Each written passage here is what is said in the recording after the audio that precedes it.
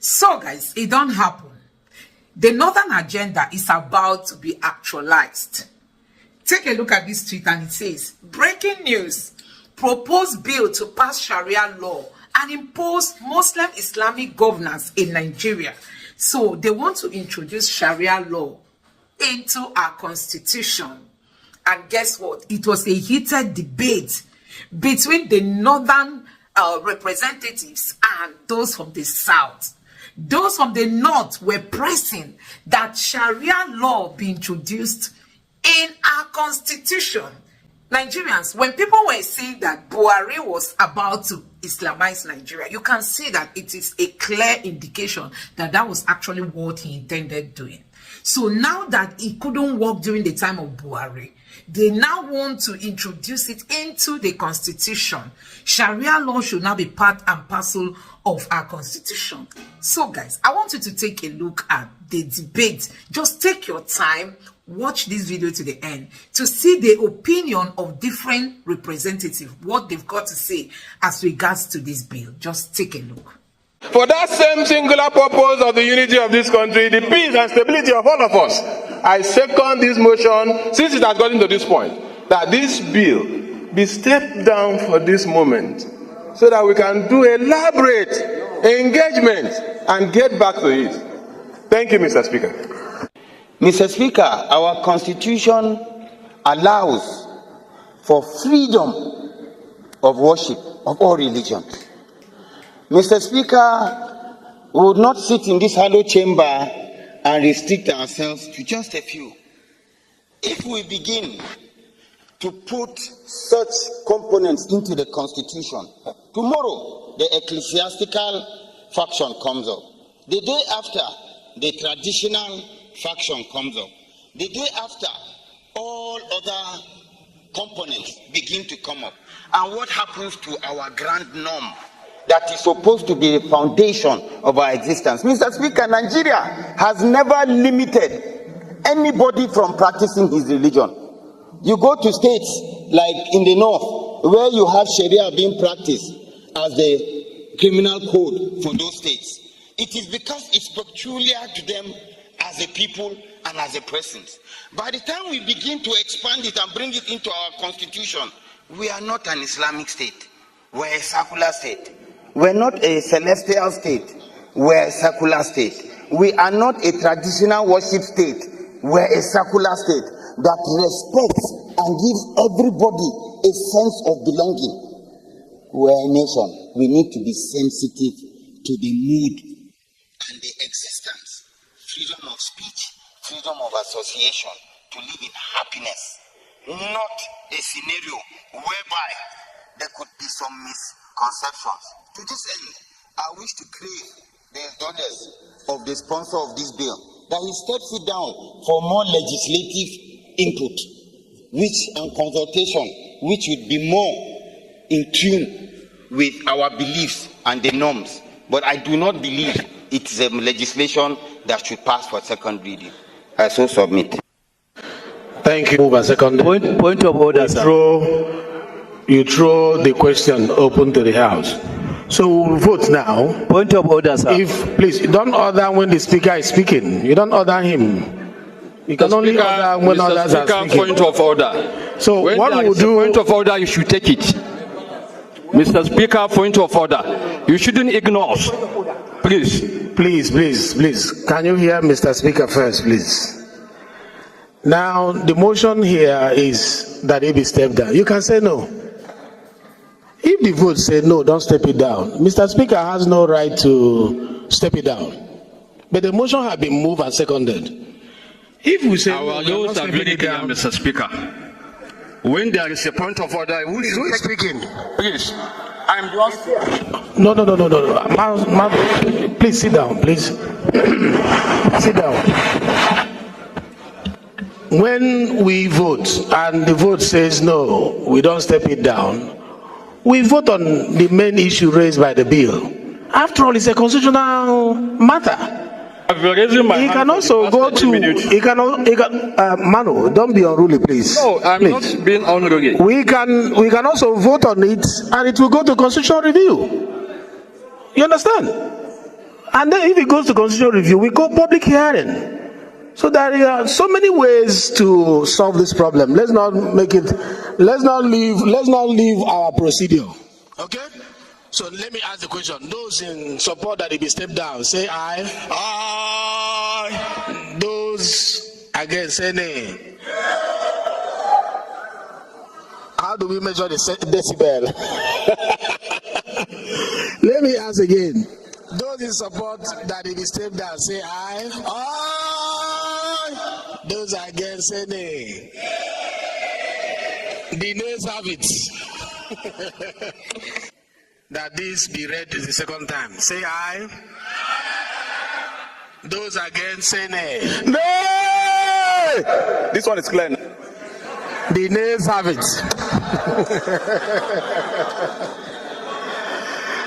All right, it's good to vote on these things and then decide thereafter. It's not my decision, it's your decision. Thank you, Mr. Speaker, my respected colleagues.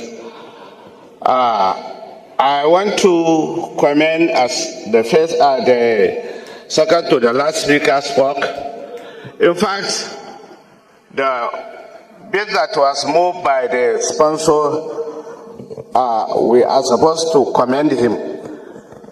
I agree Nigeria is a secular state where we have different opinions, traditions, religion, and what have you.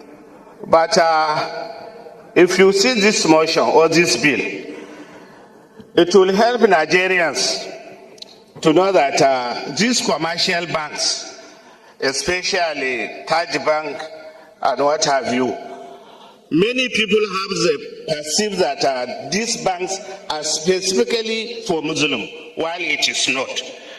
So by expanding this nature, I believe when it is encompasses to everybody, many people will see the benefit of this bill, and I believe in the near future, many people will see that the mover put this in a right direction. Thank you very much. Honorable Kuye. I rise to add my voice to this all-important motion for a bill to amend our constitution with respect to the expansion of the description of Islamic law. Let me start by saying that the constitution mandates our government that they shall not adopt any religion as a state religion, meaning that Nigeria is a secular state. Number two is the fact that Section 38 is very clear as to the rights given to all Nigerians in terms of choice of religion and how they worship. Section 2 goes further to say that Nigeria is a federation consisting of the federal government and then the state governments, giving the states the liberality to adopt whatever kind of law they want to use in governing their people. And that's why we have some states with all this Sharia law and all of that. They are permitted to do it, the State House of Assembly.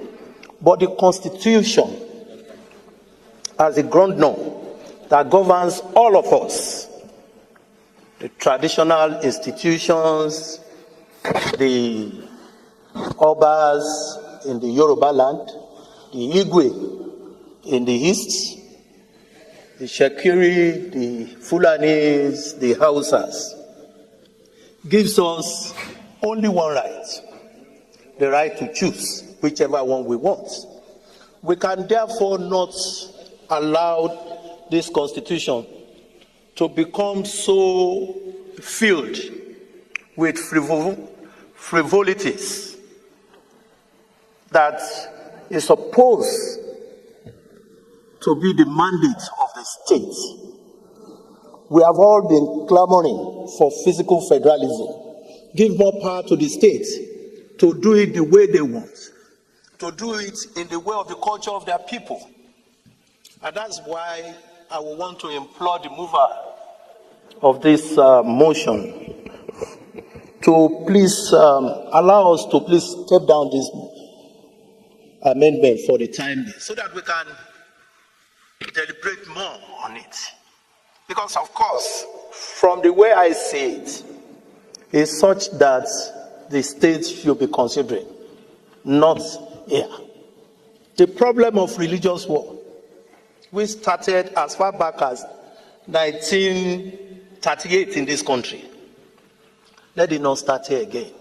Let it not be that it is this house that is going to put fuel to the very fragile democracy, to the very fragile situation, the unity between us. It's very important. As we are talking now, people are hearing us. People are seeing us,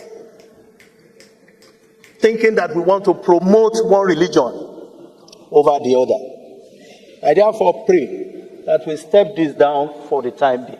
Thank you, Mr. Speaker. Of an act to alter the Constitution of the Federal Republic of Nigeria, 1999, to review the description of Islamic law in the Constitution as related matters, HB 1502. I so move, Mr. Speaker. Any second? Yes, sir. Kwakwansia. Thank you, Mr. Speaker. My name is Honorable Hassan Sheikh Hussein.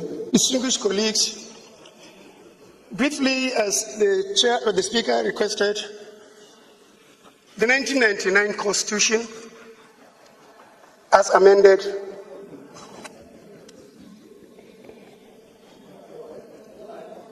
the 1999 Constitution, as amended, Mr. Speaker, provide for a personal Islamic law in the Constitution. The Constitution did not envisage the dynamism and the development coming off in the country. In 2003, the Constitution did not recognize that the Islamic commercial law, Islamic company law, Islamic international law, Islamic public laws. In 2003, Mr. Speaker, Taj Bank came up under the commercial Islamic law. In 2019, another bank came up under the commercial law. That means the Jaiz Bank, not the Taj Bank. The Jaiz Bank was in 2004. The Taj Bank came in 2019. Mr. Speaker, sir, if you look at the personal law, it only encompasses marriage, divorce, and the inheritance. Therefore, what I'm requiring is the removal of section, the removal of personal in section 24 of the Constitution, section 262, section 277, and section 288, so that other relevant laws, like the public, the commercial law, Islamic commercial law, the Islamic company law, the Islamic international law, can have a place in the Constitution. Therefore, Mr. Speaker, this is what I want the honorable colleagues to support, so that this amendment can be done. I so move, Mr. Speaker.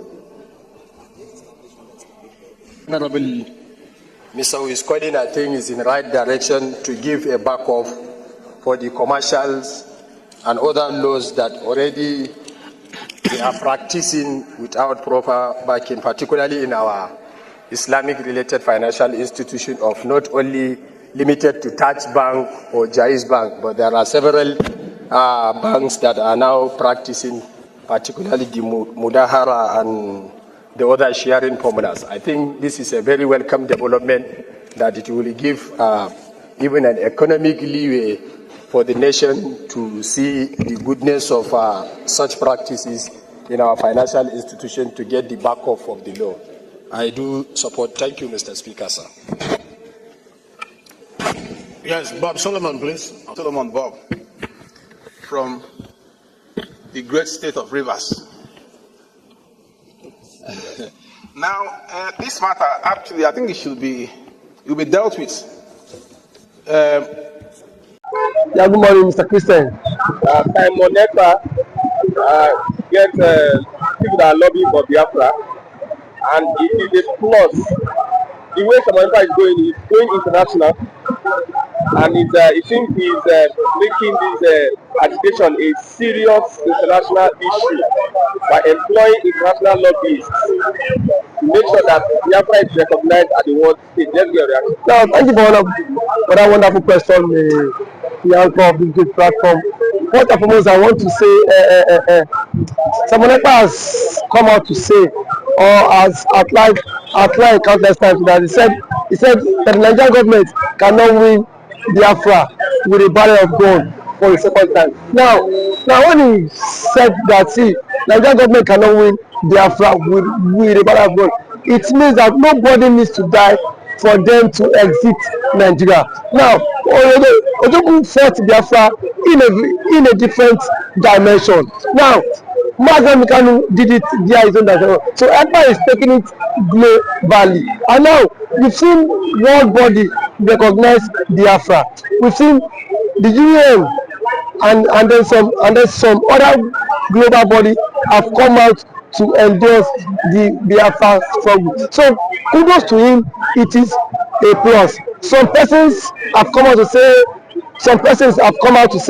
that Moneta should be discredited, the likes of Igbos and that of the southeastern governors. But my question is that you said Moneta should not be taken serious. Then who should be taken serious? The government who is not willing to protect our people? Is it the people who have refused to speak up when the Igbo man has been marginalized in the country? Is it the same governors who have become a tools in the hands of their Fulani master? So for you to even have a character like Moneta and nnamdikanu to have come out to say enough is enough, that we are tired of this contraption called one Nigerians. It shows that these people have this mindset that, see, they can no longer be the slave. So for him to have even gone as far as to hire lobbyists that will speak on behalf of Biafra in the world, in the UN summit, to me it's a plus, and that alone, the voice of Biafrans will be heard globally, and the voice of an Igbo man is also being heard globally. Now let me take it back the line. When Southern Sudan and South Sudan wanted parted ways, nobody killed each other. Nobody go through the route of violence.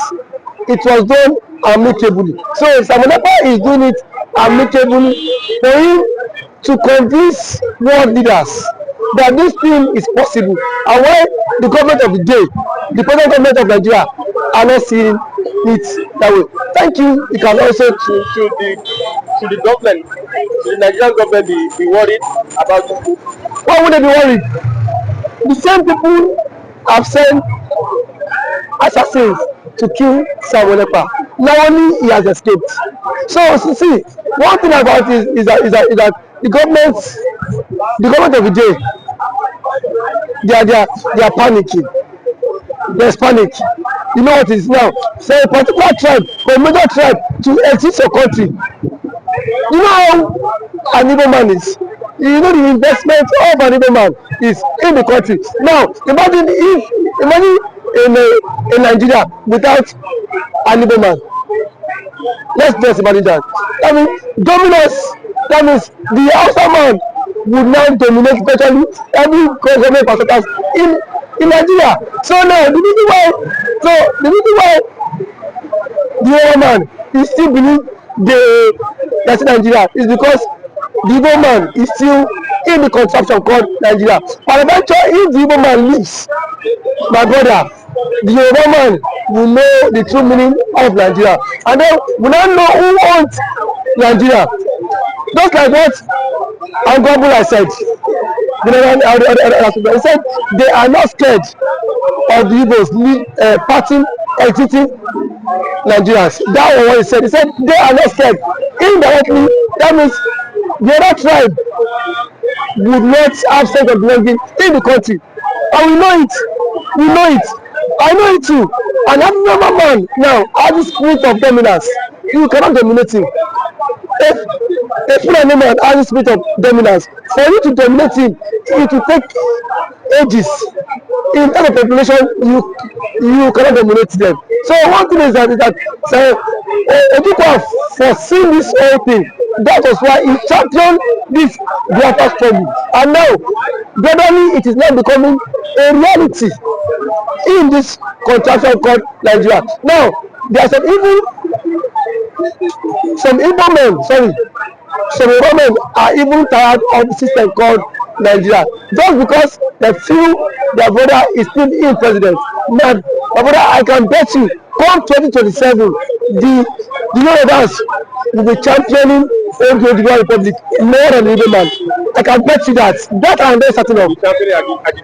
Yes, we will championing because it is certain when their president, when their brother is being kicked away from the presidency, already there is a plot, and which he himself cannot escape. The president himself knows that there is a plot, and then the big shots in the north are forming alliance. You know it. RFI, a powerful influence in the north, is not in the league. Sorry, is not in good terms with the president. And now nobody can take that factor. What RFI did. Honestly, I made President Tinubu emerge as the president via his own influence. And then we have also the likes of Angulai, which is the chairman of the Northern Order Forum. He said post-election that the Northern Order supported Tinubu, but come 2027, Tinubu will not get their support. So what does that mean? Now so now if the average left person is not giving the vote, now where will they get the vote? It should come by 2027. The same thing the Yorubas have tagged the Igbos for. Now they will be the master mind of it, because I can bet you by 2027 Yoruba will stop. And that's the slogan that will continue to trend, is that we are tired of the country, we want to follow the suit of the Igbo man and exit the country. And then the Igbo man now will not take them, tag them for being unserious, because now that the Igbo man is championing for the exit, we are saying the Igbo man is not serious. There are claims that the Igbo man is not serious, but I can bet you when the system will also catch up with you, then you will know why the Igbo man has been championing to exit. Thank you for always coming.